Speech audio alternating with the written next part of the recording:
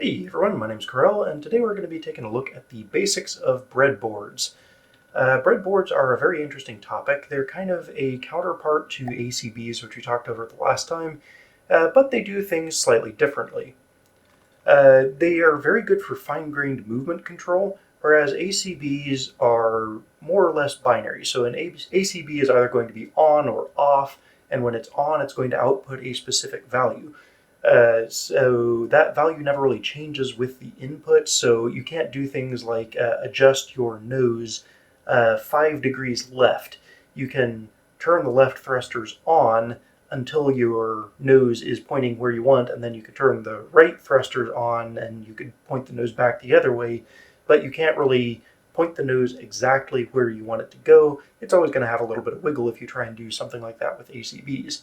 So breadboards are good for that sort of kind of analog control where we want to have a range of inputs from, say, -1 to 1 as opposed to -1, 0, or 1. It's very good for that type of dynamic control. It also has the ability to do mathematical computations, and you can output the results of computations or anything else that you do to a axis of your choice. So you can output to various different control axes, and you can do all sorts of things. You can actually feed outputs into other breadboards or into ACBs. There's a couple different interesting things you can do with that. So there's really a lot of flexibility here, especially when you start mixing it with ACBs and other tools at your disposal. You can also change what mode your AI is operating in with the AI version of the breadboard, and you can do some interesting stuff with that as well. Further, the breadboard actually has a PID built into it, so you can do all sorts of fun things in terms of controlling your input and output very smoothly and accurately, and get all sorts of really fancy stuff going on that way. In fact, you can replace entire chunks of AI or even entire AIs with breadboards if you so desire. So let's take a look at what breadboards exactly are. There are two versions of these. There's one in control, this non-AI breadboard, and then there's one in AI. There's this AI breadboard component.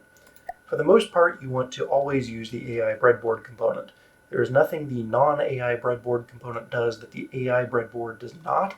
So this is just a direct upgrade on the other one, and it has a lot of very useful things when you're talking about controlling movement, such as being able to identify things about the flagship of the fleet, the target of the AI, and the steering point of the AI, along with the ability to modify AI behaviors and maneuvers. So generally speaking, you just want to use the AI breadboard at all times. Note that this does require a connection to your AI mainframe, so it will have to be attached to that mainframe. So let's go ahead and take a look at the breadboard's UI. And over here on the left, we've got the circuit board area. This is basically a grid where all of our components will be placed and linked together. And over here, we've got component inventory. So there's input components. These are things that feed data into the breadboard. That's their only purpose in life. They literally just take these things and feed them into the breadboard so that you can pull an output out of that and run it to other components. The component inventory down here, by contrast, has things that take input and may or may not produce output. Things like the printer and the propulsion will definitely not produce any output, whereas things like the PID controller, multiplication, summing, or a math evaluator, or a switch, all those will produce some sort of output. So in order to place these, you just click on one over here. That will place the block on the circuit board. You can then right-click wherever you want that component to go, and it will move it there. You can select both the block itself and its inputs or outputs by left-clicking on them, and you can link inputs or outputs by right-clicking once you have a corresponding input or output linked, or selected rather. So if I was to add a multiply component in here, I can select the output node of this constant and right-click on the input node of the multiplier, and that will link the two, and this now passes a value of 1 to the multiplier. And then the multiplier will pass the resulting value out the other end. So I could set a multiplier of, say, 2 over here, and that would be passed on if I was to link another component. So I can also do this in reverse. I can left-click on this output over, or input over here, and then right-click on the output, and it will link those in exactly the same way. So now you can see I've got a constant value of 1 being multiplied by 2, which results in a value of 2, which is then sent to this printer component. So that is how those connect, and they're fairly easy. If you see something that you don't like on here, you can just left click it and hit delete. That will remove it from the breadboard. You can also use the scroll wheel to zoom in and out on this interface. Please note that it zooms in or out where you have the mouse cursor. So if I zoom in on my mouse cursor here, you can see it's zooming in more or less in a centered fashion. If I was to zoom out over here, you'll see that it's zooming out and you'll see much more of the lower right, and it will not show you as much of the lower left. Whereas if I was to zoom back in over here and then zoom out in this corner, it will show you more of the upper left. To my knowledge, this is the only way of controlling the kind of panning or looking around the breadboard, and it's a little finicky. It's very difficult to use accurately. Fortunately, when you close and reopen this breadboard, it will keep the same zoom, so you don't have to worry about that too much. You've also got a grid control down in here. This will let you change the size of this grid, so you can make it very large and blocky if you're only planning on having a few components, or you can make it very small and fine-grained if you plan on having a lot of different components on this vehicle, or on this particular breadboard rather.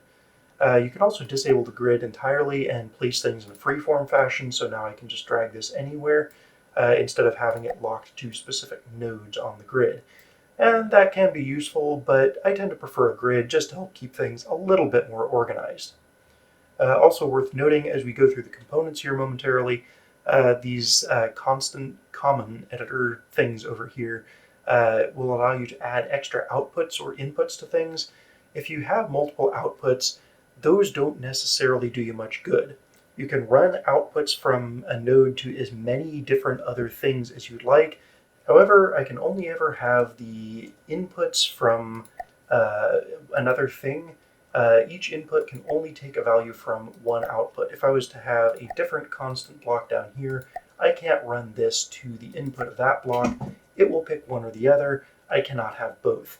So while I can have the output run from one thing run to multiple inputs, I cannot have an input run from multiple outputs. So you can remove linkage with this button over here, by the way, and really what you need to watch out for in these various different blocks is if there's an opportunity to add more inputs. The sum component is a good example of that. It starts out with 2, and you can add up to 5 by clicking this add third input, add fourth input, and so on and so forth. Those are very useful in some circumstances, especially when you get into more complex components like the math evaluator. So let's start taking a look through our component inventory.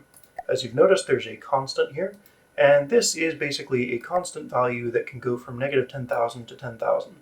All it really does is output that one number on its output node, which you can then feed into any of these other components. While fairly blunt, this is very useful in a lot of cases because you're going to need to get values that you pass to other components fairly frequently. And sometimes you just want to pass a fixed value. That's what this does for you. Next component is the altitude component, and quite simply this gives you an altitude readout. You can have this give you an altitude above average sea level, wave level, above terrain and the average sea level, so whichever of those is higher, or above terrain and wave level, so again, whichever is higher, the top of the terrain or the top of the waves. That can be very useful for certain pathing aspects. So you can get any of those different outputs. Those will be fed to this output on the block, and you can feed those into your other components. Next up is the speed component. This basically just gives you a speed, and this is the speed of the vehicle in meters per second. Note that this is not the forward speed, this is the total speed of the vehicle. If you're heading 20 meters per second down, you'll get 20 meters per second out of this. If you're heading 20 meters per second forwards, you'll get 20 meters per second out of this. So don't assume that this is the forwards speed of the vehicle. It's a very easy trap to fall into. Next component is the orientation input, and this lets you select whether you want roll, pitch, or yaw. Roll and pitch are very useful here, yaw less so. Yaw basically just tells you where your vehicle is pointing in relation to the north direction. And sometimes that's what you want. But very often that's not what you want because you're looking at things like the bearing for a flagship, primary target, or steering point from your AI. Generally speaking, the bearing from those is going to give you more useful information than the yaw orientation input will. So this will be less commonly used, whereas roll and pitch are very frequently used in this type of breadboard system. Next up we have time, and this gives you three different options. You can have the total number of seconds since the vehicle entered play. You can have a delta, which is the total number of seconds between this physics frame of the game and the last frame of the game. So this is usually going to be a constant. You might be able to rig up some sort of explosion detector out of this. I've not really experimented with that, but when explosions occur, the game slows down a little bit in order to be able to process the explosion without, lagging your game, and also to give kind of a neat effect to it. The whole Michael Bay effect. So this basically will let you tell how long it's been since the last frame, and you can use that maybe in a couple different scenarios. Generally speaking, not super useful for your average breadboard. More useful is the timer setting, which lets you have a timer that counts up from 0 to a specific number and then reset. This will make it very easy to do something for, say, 0.8 seconds out of every second, or say 1 second out of every 10. You can do something here. Next up, we have the propulsion component, and this basically tells you what any given control axis was set to during the last frame. Please note this is delayed. You are getting the last frame's value. You are not getting the current frame's value. So you can use this to pass data back and forth between breadboards and pass data back and forth between breadboards and ACBs, but please note that there's always going to be just a little bit of lag time in there. That's if you look at your delta from the time block, you can see that this is 0.02 seconds. That means that this forwards -1 was the control request from 0.2 seconds ago, or 0.02 seconds ago in every case. So that might be useful if you use it with delta in your calculations, or you might just have something that doesn't need absolute millisecond accuracy, and you can feed what you were doing last frame into the circuit board in order to kind of calculate on that and do various different things based on that. One particularly useful thing there, these 6 axes here are commonly controlled by an AI, so you can set custom axis outputs based on what your AI was telling you to do. For instance, if you wanted to go forwards and strafe right, there might be some special thruster that you have on your vehicle that you could turn on with the A axis that would help you do both of those things at the same time. Something along those lines might be useful for you. Please note that you do also have 5 miscellaneous axes here. These can be read by all propulsion components and by ACBs, but no AI will control these 5 by default. Additionally, your main, secondary, and tertiary axes are for the most part not really useful in modern from the depths vehicles. These have been mostly deprecated in favor of these 6 down here. So those are probably open to use, but be a little careful because something somewhere might try and set these. Be pretty careful about how you use those and which AI behaviors and maneuvers you use those with. Alright, so next up we have the complex control, and this basically lets you plop down a complex controller on your vehicle, and then you can read keyboard inputs. So you can read these various different key inputs and have a 1 value come out of this node if the key was pressed, or while the key is pressed, and then when the key is released, you get a 0 out. So what this lets you do effectively is to get a very precise length of time that the key is pressed. So if I was to hold down the T key for exactly 4.65 seconds, then I could do something for exactly 4.65 seconds. I could get a very precise readout of how long that key is held, or I could turn a component for exactly that long. That's technically something I could do with an ACB as well. I could turn it to a set position for exactly as long as that key is held. That's much harder to do with an ACB. You can do a whole bunch of various different interesting things with this.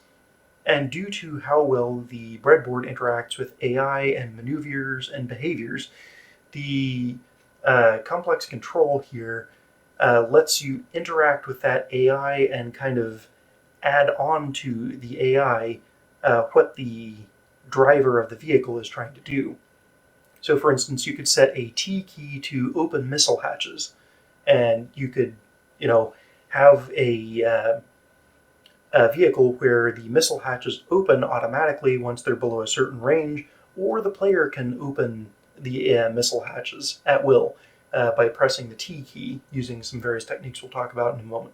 So you can definitely interact with your vehicle in a lot of new and unexpected ways by using this complex control block. Very useful. The next three I'm going to talk about kind of as a group because they have very similar behaviors, but the flagship info, primary target info, and steering point info all have the exact same 4 outputs on them. First is a binary, does this thing exist? So if there is a flagship, you'll get a 1 on this value, a 0 if there's not. If you do have a target for your AI, you'll get a 1 on this node, 0 if there isn't. If the AI has been told to move to a specific set point or steering point, you'll get a 1 out on this node, a 0 if there isn't. From there, the next 3 are in exactly this order on each of these: distance to the thing, the altitude of the thing, and the bearing relative to your vehicle of the thing. So you can get a pretty good readout on where things are and how you need to maneuver in order to reach those things.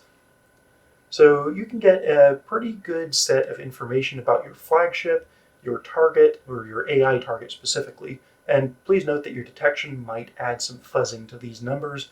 If you don't detect a target very well, very accurately, specifically for this block, then you're really going to have trouble trying to aim at that target using this, because your actual target value for, say, distance is not where you think it is.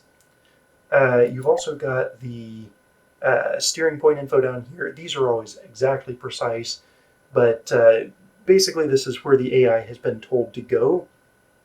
If you're trying to set up a complex way of maneuvering your vehicle, say if you're trying to use walker legs, this might be very useful for you because you might need to do something if there is a target. Otherwise, you might need to pay attention to where the AI is trying to tell you to move.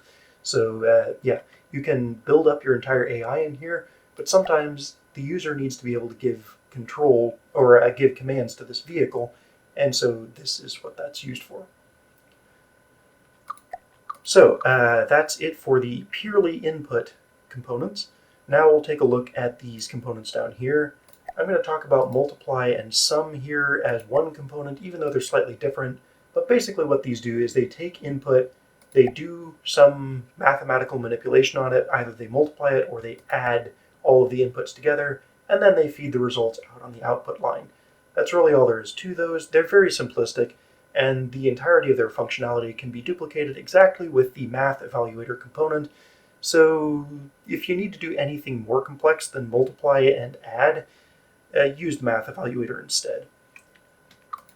So next up we've got the printer, and basically what this does is sorry about the UI here, it's a little wonky, but you can change the size of this, and if you want to, you can say, you can format a string here to nicely display some value that you pass into it. So I could feed 1 into this, and now we have data : 1. This bracket 0 thing here is the value that's being output onto the printer. Please note that this does not display anywhere outside of the breadboard, so its usefulness is somewhat limited in that respect. Next up we have the switch component, and this is where things start getting really interesting. The switch component has 2 different inputs. There's a signal, and this will be passed to the output directly if the threshold down here, or the switching signal, surpasses a specific threshold value. So this needs a little explanation. You have a threshold value over here, say 0.5. When this bottom input is more than that threshold or greater than that threshold, then we pass whatever is on our input line to the output line. So let's go ahead and play with this a little bit. We've got a constant down here, and this is a value of 1. Let's go ahead and change that to a 0 for now. And then we've got our altitude over here. Let's go ahead and feed that in here. And then we'll put a printer on this part over here, and we'll just attach that. So now you can see we're getting a value of 0. That is because this switch here, our input fed into the switching signal has not surpassed the threshold, so we're passing the open value out to our output. Now, this open value might be a constant. Well, it is a constant value. This cannot really be modified, but we are passing just this flat constant value out all the time. But let's say our constant here goes up to 0.5 and then breaks the 0.5 threshold. Suddenly we are now passing our altitude out to the printer. So we have an exact readout of our altitude going to this printer instead of the set value from this switch. It's a little esoteric, but you'll find all sorts of crazy useful things having to do with switches. You can also tell the state of the switch very easily. If the white line on this is flat along the bottom of this component, I know that's a little hard to see here, that means the switch is closed and you're passing the value from the actual signal through to the output. If the constant has not surpassed the threshold here, then we have a broken switch, i.e. this slash here showing that the switch is open and we are not passing through the value from the signal. Okay, so let's go ahead and move on to the next component. We have the PID controller. This is exactly like you'd expect any other PID controller. Where the difference comes in is these process variable and set point inputs. So the process variable is the current value of whatever you're trying to adjust. If you're trying to get to a specific altitude, this value needs to be the current altitude. Fortunately, we have an input over here that gives us exactly the current altitude. So you can do all sorts of fun things like this, maintaining a specific altitude or speed or doing really whatever you need to do with that. Then the set point down here is another input that is the desired value. So you have the current value up here and the desired value down here, and this output will be controlled in order to make, in whatever fashion is necessary, in order to make the current value reach the set value. Where basically that's the purpose of a PID. It tries to make the current value equal to the set value by controlling its output. And it's usually pretty good at that. The next component on the list here is the clamp component. And quite simply, this takes the input and then makes sure that it is between two values. Very often when you're dealing with propulsion components, those only accept a value between -1 and 1. If a value is over -1 or below -1 or greater than 1, it treats it as a -1 or a 1. And effectively that's exactly what the clamp does for us here. We take our input, we feed it in here, and then it clamps it between two specific values. So this is very good for ensuring that numbers don't go out of the bounds that you expect. If you have a complex formula in your math evaluator, you might want to avoid a division by zero error. A clamp will help you do that. Speaking of the math evaluator, this component is probably one of the most complex in this component inventory, and it's probably the hardest to use properly. You've got a width adjustment down here, you can add extra inputs up to the cap of 5, and you've got an expression. Now, this lets you use A, B, C, D, and E in order to target the various different inputs, and then you can use various different mathematical symbols and operators in order to work with those numbers. Now, this looks scary. This looks really scary, but don't get too overwhelmed by it. Really what you're looking at here is you've got addition, subtraction, you've got a multiplication here. You've got vector math. If you want to do vectors, you can. Realistically, vector math is not going to be your ideal use case for this, so we can mostly ignore that. You've got division here. You've got a caret symbol. That's the shift 6 on an American keyboard, at least. That will give you a x raised to the power of y function. You can do remainders. So you can get the remainder of dividing one number by another. And you can do all sorts of interesting mathematical functions there. You can also check for equality. You can get a value of 1 if x and y are equal, or a 0 if they're not. You can do not equals, you can do greater than, you can do greater than equal to, less than equal to. You can do all sorts of Boolean operations here.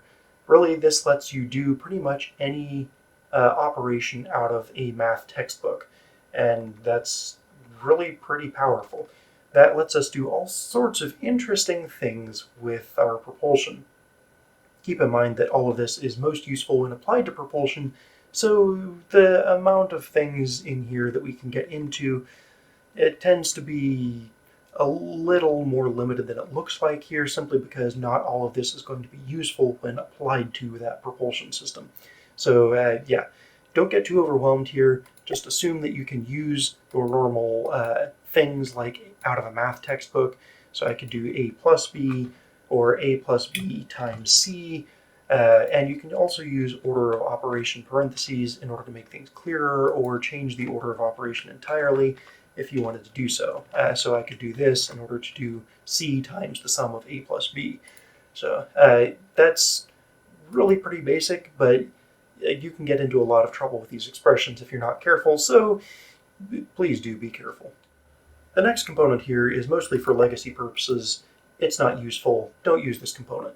It lets you set the main, secondary, and tertiary drive outputs. Don't use that. Use this propulsion component instead. This takes one single input and lets you tell it what axis you want the input value to be assigned to.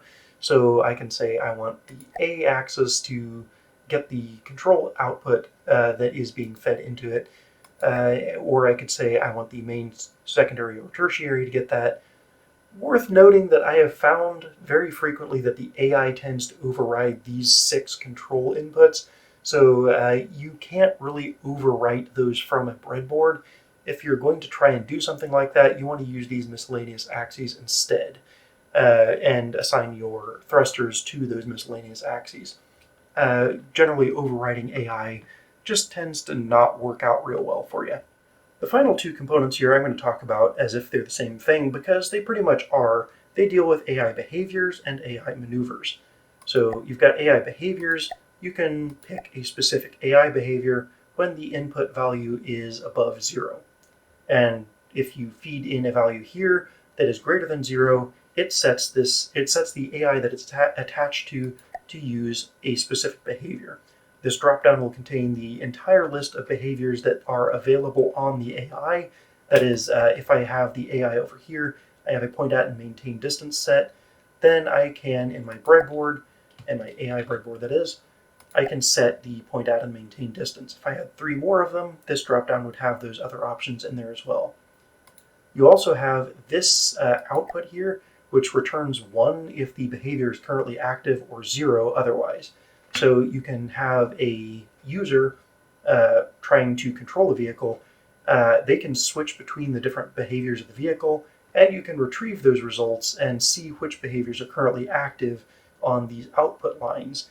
You might want to trigger different breadboard behaviors and different things that you're doing with breadboards depending on which behavior is active, and this lets you do that.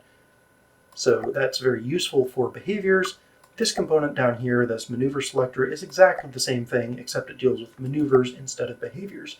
The inputs and outputs work exactly the same way. Alright, so I've thrown a lot of information at you here. It's time to start taking a look at an actual practical example. This little vehicle here has a point at and maintain distance AI with a hover behavior, or a maneuver card on it. The behavior is the point at and maintain distance. So these thrusters, the up in the hover direction, the vertical ones here, I have set up a little bit differently than normal, can see I've checked this miscellaneous axis box down here, or axes box, and I've set the top ones to A negative. So when I get a -1 on the A thrust, these are going full thrust downwards. And over here, I've got A positive. So when I get a 1 signal on the A axis, then these will be upwards down the bottom. And what I'm going to try and do with this is have this vehicle match the altitude of its target. That's a behavior that only comes with a couple of different AI maneuvers, and well, behavior is a bit of a mixed name thing there, but some of these maneuvers come with the ability to match a target's behavior, or target's altitude rather, and some of them do not. So like the 6-axis, actually I don't, come to think of it, I don't think it's the maneuver that has that, it is actually the behavior that has that. So some behaviors will let you match altitude with the target. The point at and maintain distance doesn't. You can set a combat altitude and that's it. But let's say we have a particle cannon on this vehicle. And the vehicle's thrust mechanics don't really lend themselves to being able to pitch to the target. So I'm going to have a little trouble aiming at the target, pointing up or down with my nose in order to face that target. So I might want to just match the target's altitude, and that would pretty much let me aim that particle cannon straight at the target. So let's go ahead and start taking a look at that. First thing we're going to need target info. We need to know if there is a target, we're going to need to do something. We're going to need a switch in here in order to deal with that information, and that switch is going to feed into the switching signal down here. So right now what we've got here, if there is a target, we have a 1 fed into this switch with a threshold of 0.5, or there's a 0 if the target does not exist. So let's say that the target does not exist. What do we want to do? Well, we probably want to maintain some sort of altitude. This is a flying vehicle, and if it drops into the water, then its thrust turns off and it's not really going to be able to get back out of the water easily. So let's go ahead and say that we want to maintain an altitude of 50 meters if there is no target. But if there is a target, then this switch will pass the input from this signal, and so we want to tie this to the target altitude. And quite simply, we have a target altitude being passed into the switch. If there is a target, this comes out on this value. If there is no target, then we get 50 out from this switch. Okay, so what's next? Well, there's a couple other things we can do with this. We also need to know that there's a minimum value associated with the altitude. So let's use a clamp for this.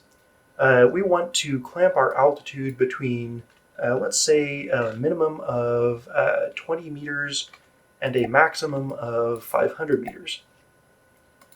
And we just tie the output of this into there. So now what we have is our target altitude will be passed through this switch if there is a target, and that target altitude will go anywhere between 20 and 500. If a target is higher than 500 meters, this will not attempt to match it. It will go up to 500 meters and stay at 500 meters.